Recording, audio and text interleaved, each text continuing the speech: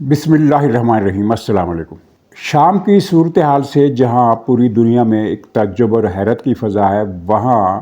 اب یہ قیاس آرائیاں بھی ہو رہی ہیں کہ ایران کا انقلاب خود ایران کے اندر خطرے سے دوچار ہے، اور ایک بہت بڑی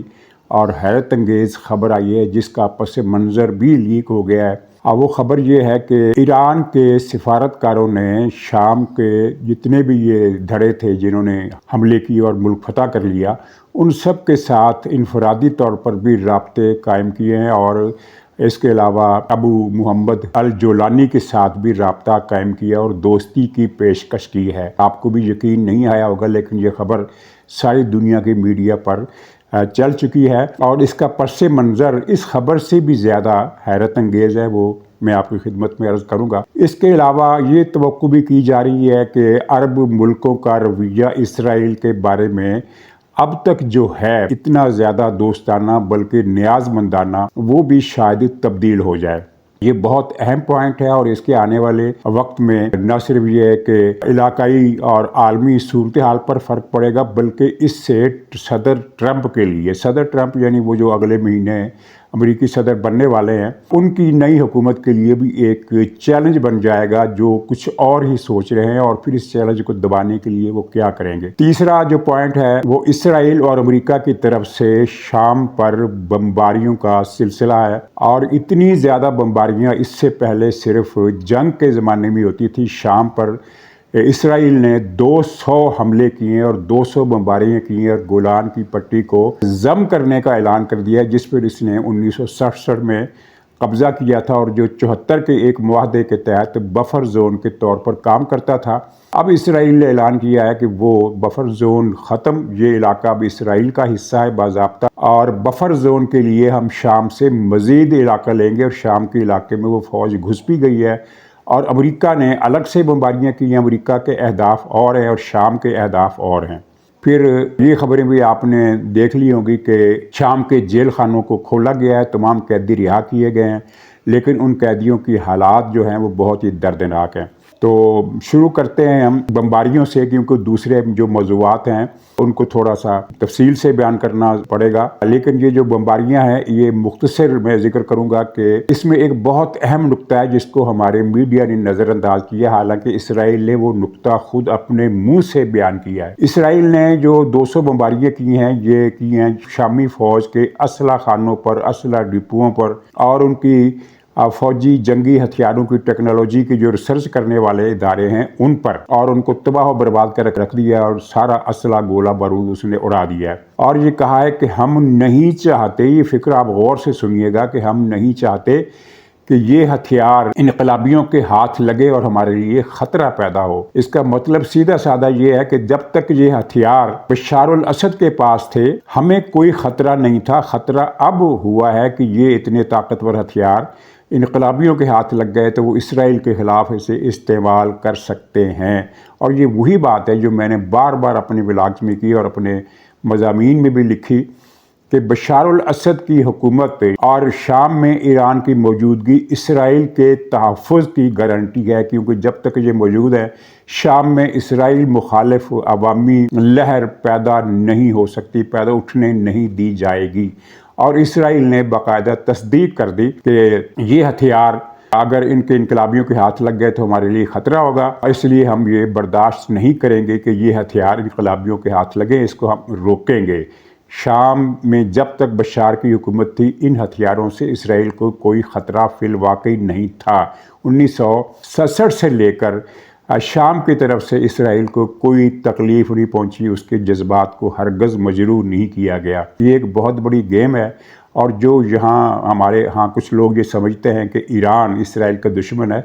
گیم کچھ اور تھی، جس کو میں نے ایک مرتبہ اپنے ولاگ میں بتایا تھا کہ گیم فلسطینیوں کا خاتمہ تھا۔ ایران نے فلسطینیوں کو یعنی آگے کر کے ان کا خاتمہ کروا دیا تقریباً۔ اب غزہ میں مزاحمت ظاہر ہے کمزور پڑ گئی ہے، لیکن بیچ میں جب یہ اردن والا پلان کہ ہم شام کے ذریعے اردن پہنچیں گے تو پھر اسرائیل کا ان کے ساتھ پھڈا ہوا، اور وہ جو حزب اللہ والی جنگ اور یہ سارا یہ اس کا شاخ سانہ تھے، ورنہ کہانی کچھ اور تھی۔ تو بہرحال یہ بات تسلیم کر لی گئی۔ اب اس میں یہ ہے کہ سارا بارود خانہ تو تباہ نہیں کر سکا، اس لیے کہ شروع کے دنوں میں جو شام کے ذخائر تھے اسلحہ کے شمالی علاقوں میں، حلب کے علاقے میں اور نیچے حما اور ہومس کے علاقوں میں جو ہتھیار تھے، جو ان کے اسلحہ خانے تھے، ان پر بمباری اسرائیل نہیں کر سکا، یا اس کو خیال نہیں آیا، اور یا اس نے حالات کا انتظار کیا کہ پتہ نہیں کیا ہوگا۔ بظاہر یہی لگتا ہے کہ اس نے حالات کا انتظار کیا، اسے توقع نہیں تھی کہ یہ انقلابی قبضہ کر لیں گے، تو وہ ان پر بمباری نہیں کر سکا۔ وہ ہتھیار جو ہیں وہ انقلابیوں نے وہاں سے منتقل کر دیے، یا ان کو کسی نہ کسی طریقے سے محفوظ کر لیا ہے۔ امریکہ نے بمباری کی ہے داعش کے ٹھکانوں پر۔ میں نے کہا تھا کہ داعش عرصہ دراز تک ہائبرنیشن میں رہی، کبھی کبھی مہینے 2 مہینے کے بعد ان کے کچھ دستے نکلتے تھے، اور جو ہتھے چڑھتا تھا، چاہے وہ شامی فوجی ہوں چاہے کوئی اور ہو، 15 20 25 بندے مارے اور پھر چھپ گئے، اور لوگوں کو یہی لگتا تھا کہ یہ تنظیم اب ختم ہو چکی ہے اور اس کا وجود برائے نام رہ گیا ہے۔ لیکن جیسے ہی انقلابیوں نے شام کو آزاد کرایا، یہ اپنی کمین گاہوں سے نکلے اور ایک وسیع علاقے میں پھیل کر سرگرم ہو گئے اور ان پر قبضہ جمانے کے ارادے ظاہر کرنے لگے۔ اگر آپ نے شام کا تازہ نقشہ دیکھا ہو تو آپ کو پتہ چلے گا کہ تقریباً 33% رقبہ جو زیادہ تر ہومس کا صحرا ہے مشرق تک پھیلا ہوا، اور اس صحرا کے نیچے جو علاقہ ہے جنوب مشرقی کونا جو ہے شام کا، اس علاقے کا جو صحرا ہے، ان علاقوں میں وہ پھیل گئے ہیں، اور قبضہ انہوں نے نہیں کیا ہے کیونکہ کنٹرول بہرحال اس وقت تک انقلابیوں کا ہے، لیکن وہ قبضہ کر سکتے ہیں۔ پچھلی مرتبہ بھی ایسے ہوا تھا جب رقہ سے لے کر ادلیب تک کا سارا علاقہ باغیوں سے، انقلابیوں سے چھین کر داعش نے اس پر اپنی حکومت بنا دی تھی۔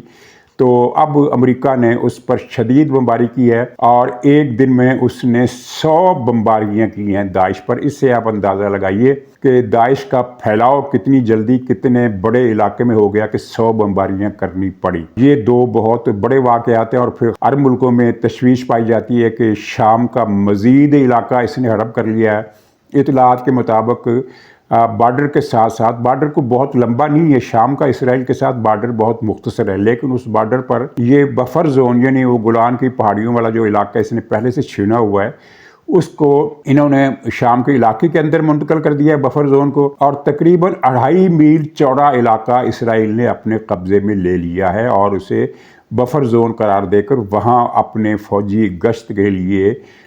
تعینات کر دیے، ڈپلائے کر دیے۔ یہ بڑی ڈیولپمنٹ ہے اور بڑی تشویشناک پیش رفت ہے جو شام کے خلاف کی گئی ہے۔ تو ناظرین، اب پہلے ہم اس سوال کا جواب دیتے ہیں کہ عرب ملکوں کا رویہ کیوں تبدیل ہوگا۔ آپ کو یاد ہوگا، آپ نے پڑھا ہوگا، سنا ہوگا، کتابوں رسالوں میں، اخبارات میں، آرکائیوز میں سارا ریکارڈ موجود ہے، بہت ساری کتابیں لکھی گئی ہیں، اور جو اس دور میں جوان تھے لوگ ان سب کو اچھی طرح یاد ہوگا کہ 1975 تک تمام عرب ملک اسرائیل کے دشمن تھے، اور بیچ میں پھر مصر نے صلح کی، دشمنی ختم اس نے نہیں کی، دوستی نہیں کی، لیکن صلح کی اسرائیل سے۔ اس کا رد عمل یہ آیا تھا کہ تمام عرب ملکوں نے یہ فیصلہ کیا کہ مصر کو اسلامی کانفرنس سے بھی نکال دیا جائے اور عرب لیگ سے بھی نکال دیا جائے۔ یعنی اتنا زیادہ رد عمل تھا اسرائیل کے خلاف۔ وہ کیمپ ڈیوڈ معاہدہ ہوا، پھر اوسلو معاہدہ ہوا، وہ کہانی پھر کسی اور طرف چلی گئی، وہ ایک الگ باب ہے۔ لیکن یہ سارے عرب ملک جو تھے وہ اسرائیل کے دشمن تھے، اور اس حد تک دشمن تھے کہ جو اسرائیل سے ہاتھ ملائے گا وہ پھر ہماری برادری میں نہیں رہے گا، یہ تک اعلان تھا۔ لیکن پھر 79 میں خمینی صاحب کی حکومت آ گئی، اور 2 برسوں کے بعد وہاں جو انقلاب آیا جس کو انہوں نے اسلامی انقلاب کا نام دیا، اس نے پرزے نکالے، اپنا اصل چہرہ پیش کیا، تو پتہ چلا کہ وہ تو تمام عرب ملکوں پر قبضہ کرنے کا پلان بنا کر بیٹھے ہیں۔ ان کو تھریٹننگ شروع ہو گئی، عرب ملکوں کو ارادے ایران کے واضح ہو گئے کہ وہ، یعنی ان کی تقریروں میں، ان کے جلوسوں میں، ان کے مجلسوں میں یہ نعرے لگتے تھے کہ اب ہم چلیں گے تو مکے جا کر رکیں گے، مکے جا کر رکیں گے، اور یعنی سعودی عرب کو ختم کر دیں گے، کویت کو ختم کر دیں گے، عراق پر بھی قبضہ کر لیں گے، شام پر بھی قبضہ کر لیں گے۔ وہ شام پر قبضہ ہوا، بعد میں ہوا۔ عراق پر قبضہ امریکہ نے کرا کے دیا، بش جونیئر نے عراق پر ایران کا جو تسلط کروایا ہے بش جونیئر نے کرایا، اپنی فوجیں بھیجی، اور ان فوجوں کے ساتھ ہم رکاب ایک ساتھ ہو کر ایرانی فوجوں نے عراق پر قبضہ کیا۔ اس امریکہ کے ساتھ مل کر، اس امریکہ کے ساتھ فعال تعاون کر کے، جس کو ایران والے شیطان بزرگ کہتے تھے۔ تو نتیجہ یہ نکلا، یہ لمبی کہانی ہے لیکن نتیجہ اس کا ایک سطری یہ نکلا کہ عرب ملکوں نے فیصلہ کیا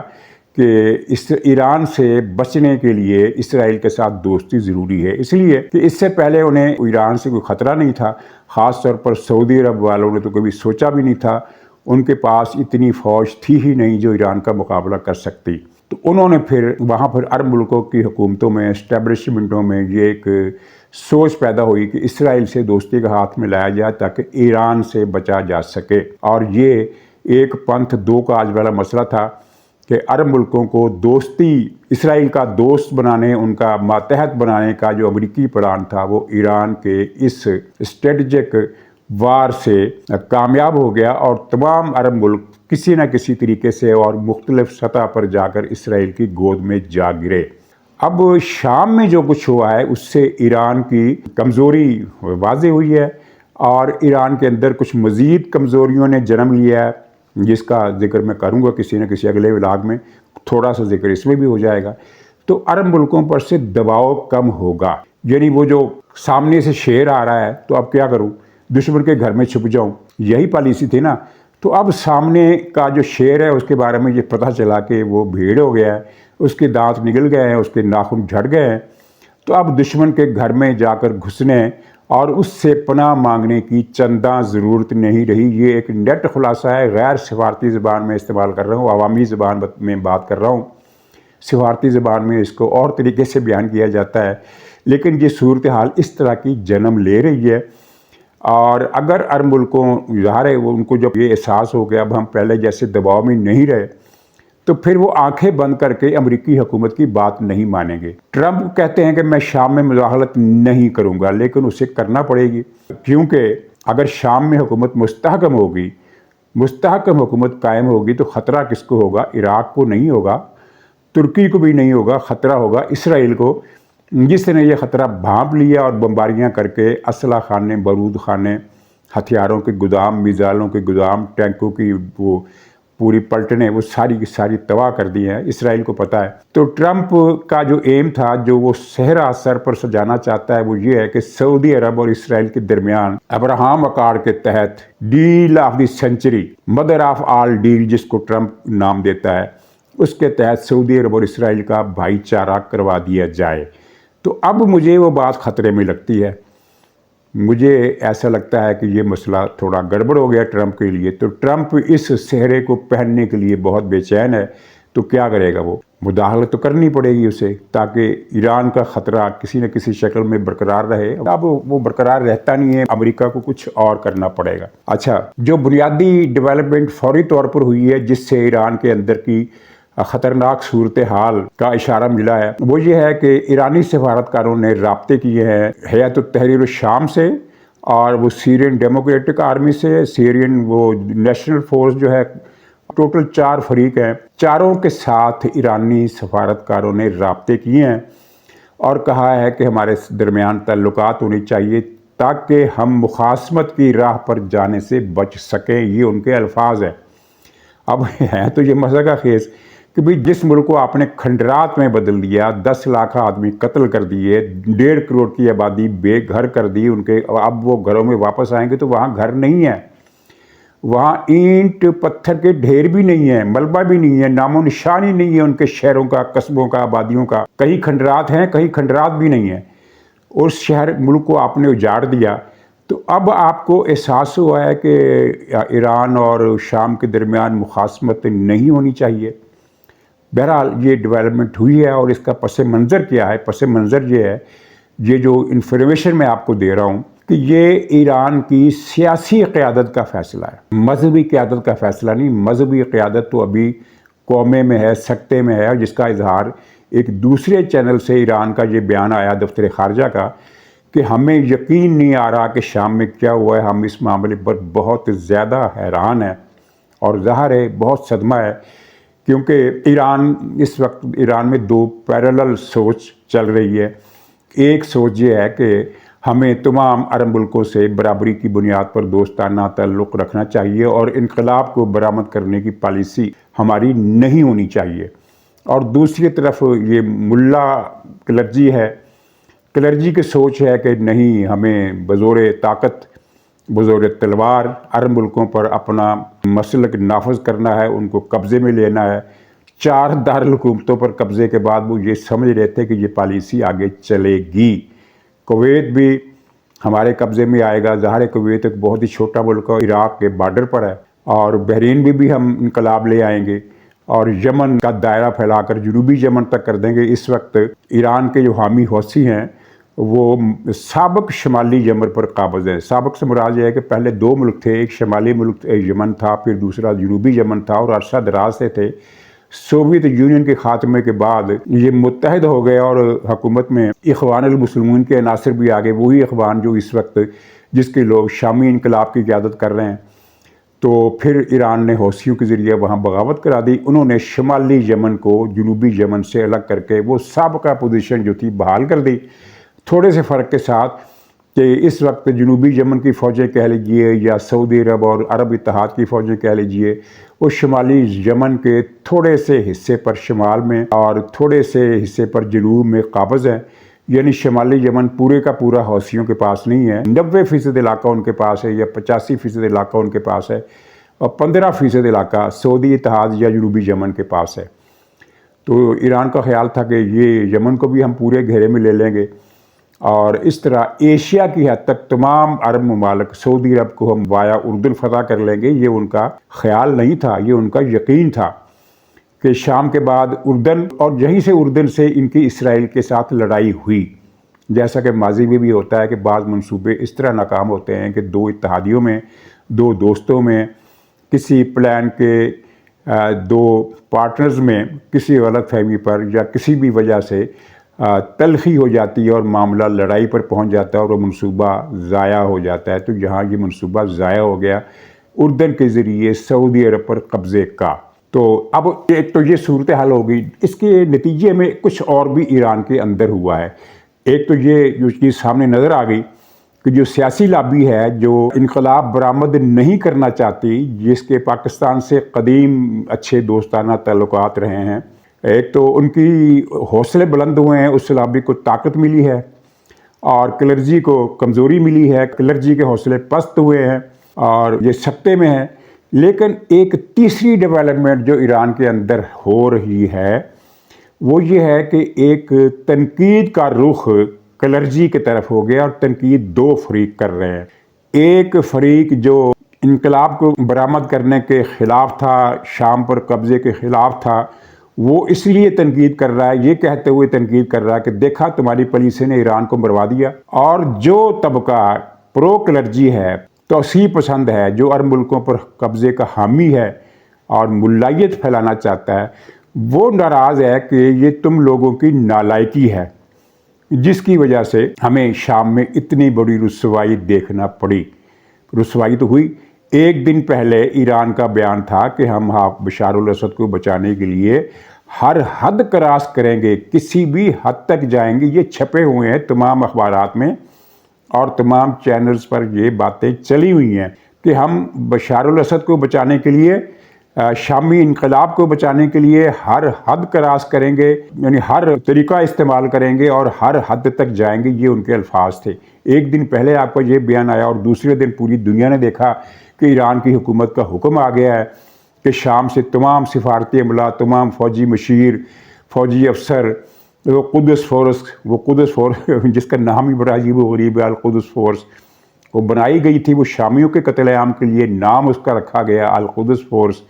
تو اس کے افسروں کو بلا لیا گیا ہے، یہ حکم جاری ہوا۔ ایک دن پہلے یہ حکم تھا آخری حد تک جائیں گے، دوسرے دن یہ حکم آیا کہ چلو بھئی سارے گھر پہنچو،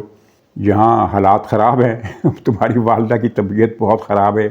آخری سانسیں لے رہی ہے، چہرہ دیکھنا ہے تو فوراً پہنچو۔ اس طرح کا تار بھیجا گویا کہ انہوں نے، جس کو ٹیلی گرام کہتے ہیں۔ اب تو خیر وہ ٹیلی گرام کا زمانہ گزر گیا، لیکن آج سے 15-20 سال پہلے تک کسی کو ارجنٹ اطلاع دینی ہوتی تھی، زیادہ تر یہ اطلاع کسی ٹریجڈی کی ہوتی تھی تو اس کو ٹیلی گرام کے ذریعے اطلاع دی جاتی تھی۔ تو اس کی وجہ سے شام کے اندر بھی ایک بے چینی جنم لے رہی ہے، اور مجھے لگتا ہے کہ آنے والے مہینوں میں ایران کے اندر سے کوئی شورش کی خبریں آ سکتی ہیں۔ تو ناظرین اجازت دیجیے، انشاءاللہ اگلے بلاگ میں پھر ملاقات ہوگی، تب تک کے لیے خدا حافظ۔